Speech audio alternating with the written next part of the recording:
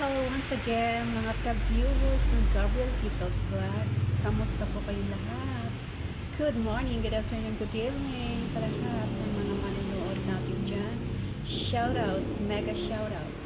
Ngayon naman guys, ang ipapakita ko sa inyo ngayon ay ang peace lily. Yes, ito po yung aking tinanggalan ng mga dahon ng mga brown yesterday. Yan, yan na siya. Diba, kita nyo guys, medyo gumanda yung aura. Aura no? Oh, look at that. Mamumulaklak na siya. Mag-o-open na yung kanyang bulaklak. And this is the other one. Yan. Tingnan nyo yung kanyang dahon guys. Bumabalik na sa sigla. So, ganyan talaga. Nabalik sa sigla. And you know guys, ano ba ang peace lily? Ang peace lily po natin ay isang magandang indoor plant. Kasi alam niyo po siya, nakakapagpabigay po siya ng, nakakapag-promote siya ng magandang sleep, magandang tulog. Yeah, makakatulog ka, makaka-relax ka din. Yeah. Relaxation binibigay niya.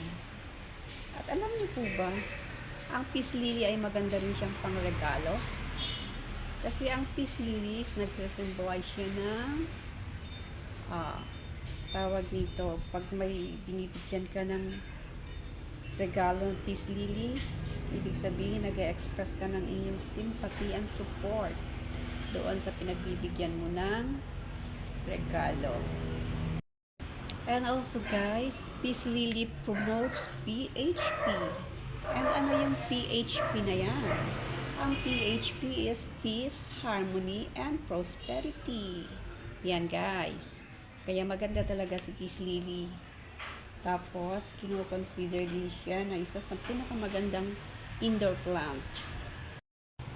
And guys, sinasabi din sa pungsoy na ang peace lily ay nakakapag-convert ng negativity to positive energy. And lastly guys, ang peace lily, kaya siya peace lily kasi meron siyang tatlong katangian. And you know what are those? May tatlong K. Meron siyang tatlong K. Ang kapayapaan, katahimikan, kadalisayan. Yes guys. So, eto, malapit na siyang mamulaklak. Yan. Pag nag-bloom yan guys, ipapakita ko sa inyo. At alam ko marami pa ang susunod ng mga bulaklak niyan. Kasi ganyan ang peace lily eh. Once na namulaklak siya, sunod-sunod na yan siya.